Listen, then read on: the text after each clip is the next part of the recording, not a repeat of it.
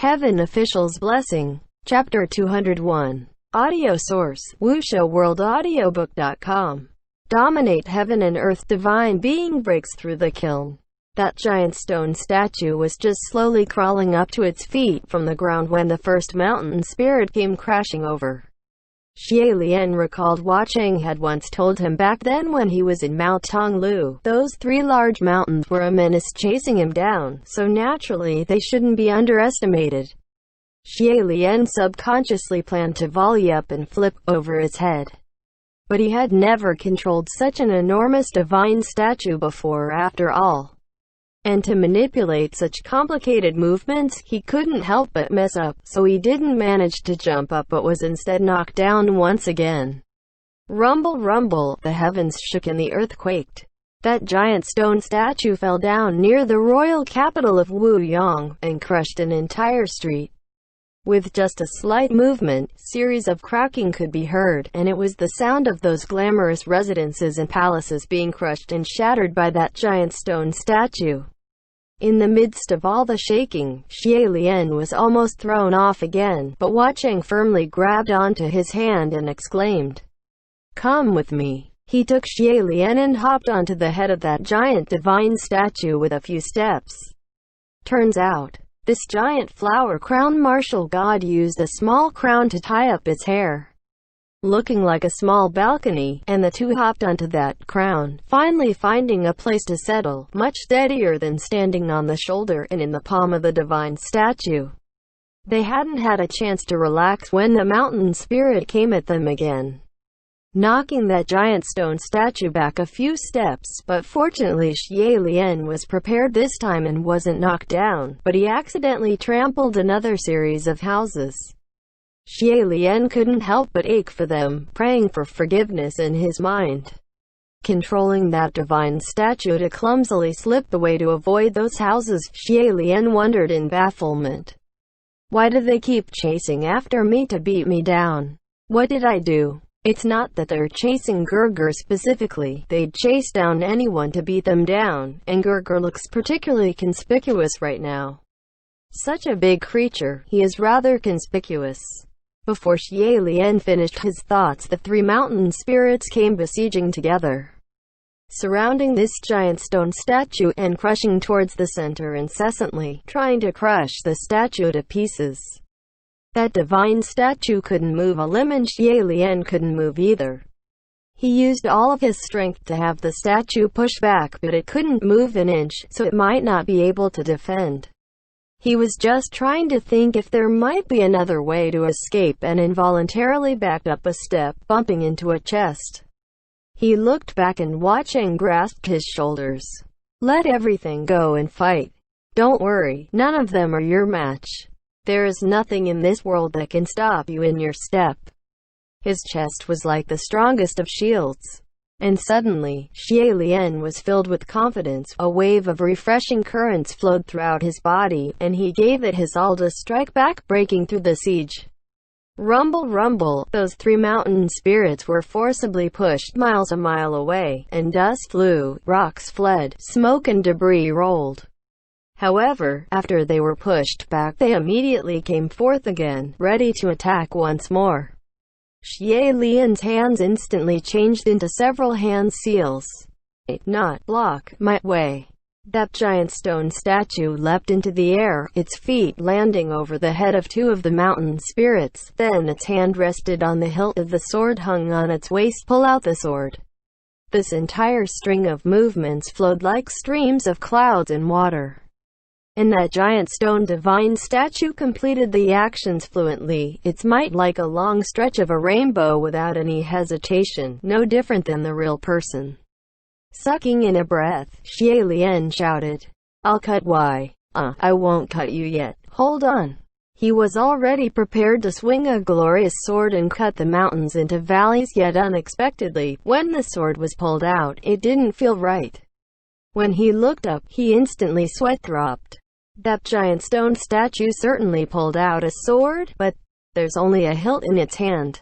What's going on? Where's the blade? Xie Lian was dumbfounded while Hua Cheng on the side dropped his face and supported up his forehead with two fingers. Gurgur, I'm sorry, I forgot to tell you, I didn't carve the blade of this divine statue. It's my negligence. But of course, Hua Cheng had carved this statue upon the inner stone walls of the kiln. And in a standing posture, the giant stone statue's robes were flowy and layered. The sword on the waist was concealed beneath the sleeves unexposed, so only a hilt was carved.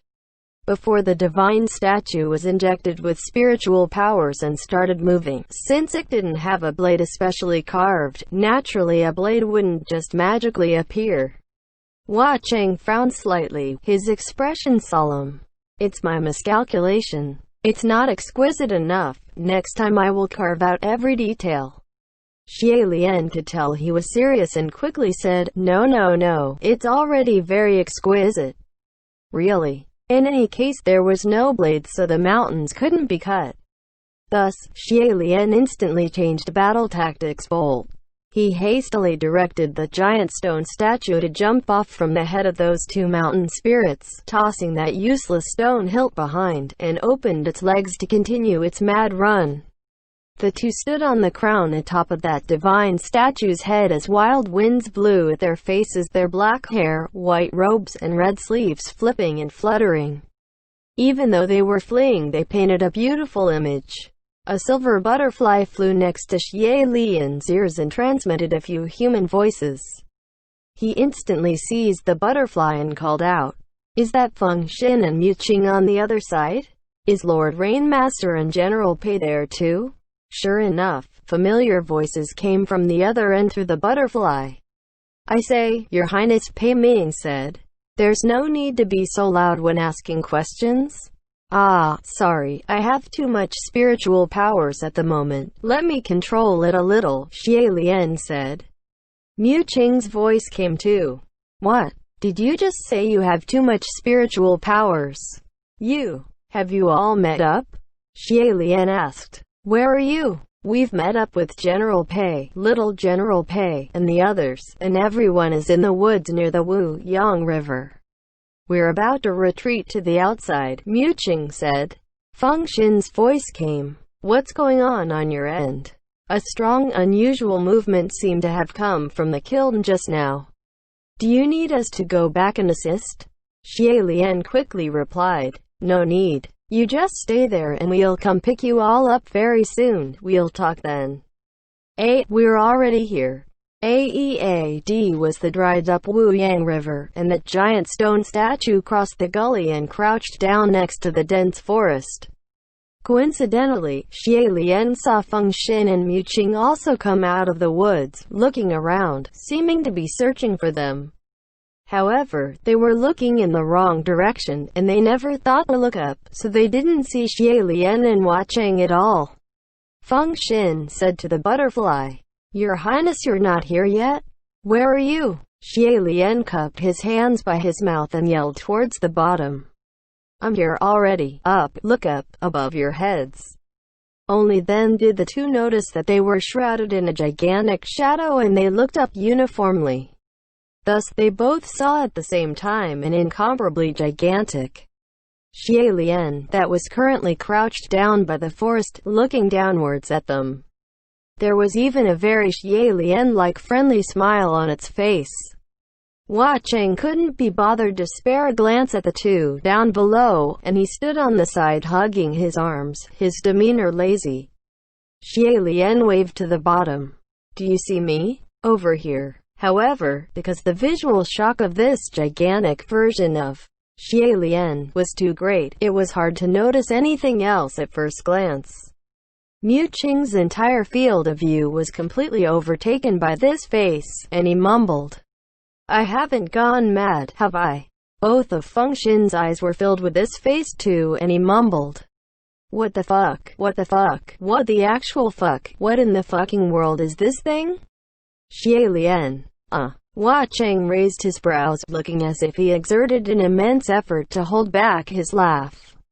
Truth to be told, there really was never anyone who had ever seen such a large and incredibly realistically sculpted divine statue.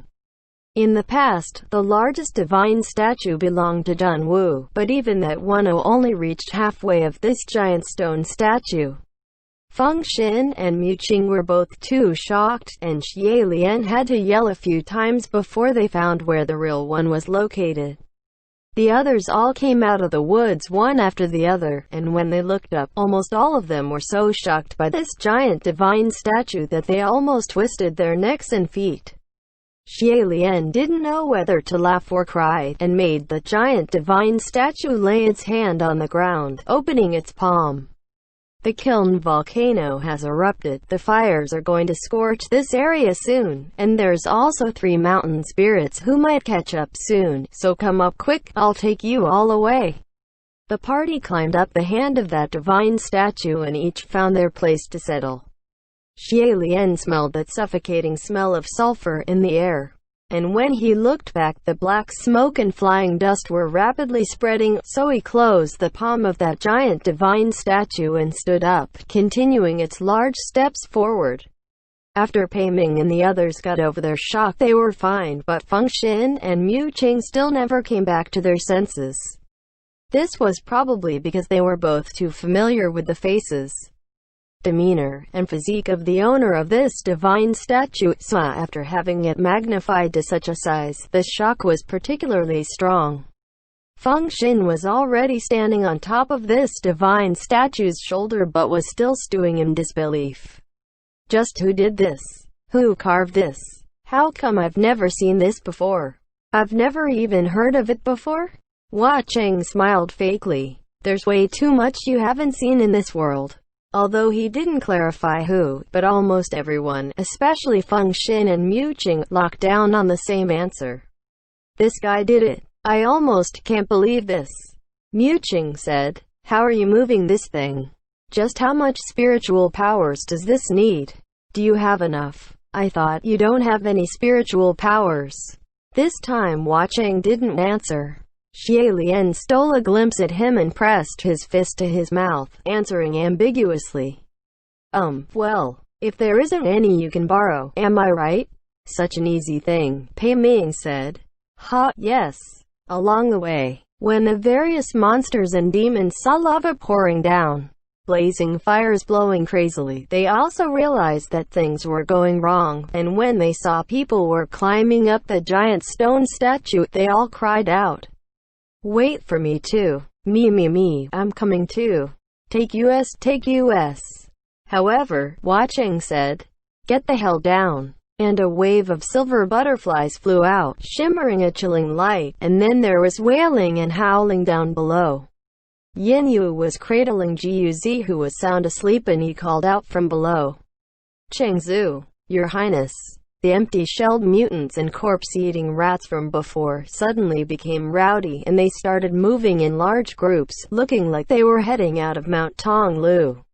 The Rainmaster, on the other hand, was riding the black ox, watching the sky intently.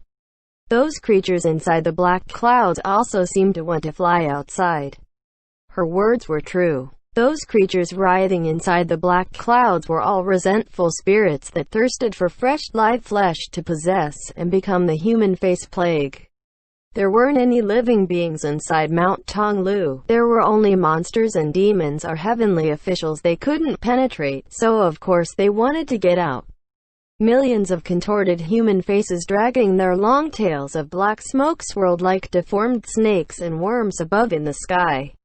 Xie Lian's hands trembled slightly but still said, "Mount Tonglu has a barrier. Nothing outside can come in, and nothing inside can go out, so those resentful spirits shouldn't be able to fly out for the moment." Yet unexpectedly, before he finished, Hua Cheng suddenly clutched his hand. Xie Lian's heart tightened at the same time by the gesture and quickly clutched back. "What is it? Have I drained too much? Sorry, I should conserve my use after all." One of Hua Cheng's hands was covering his right eye. "That's not it. Gerger, you don't have to worry about that. It's Mount Tonglu's barrier. It's broken." Xie Lian was stunned. "What? Broken? He only just said not to worry because there was a barrier. What the heck?" "It's broken," Hua Cheng said. "It was probably by Wu Xiang who opened it. Those things, they're going to fly out." End chapter.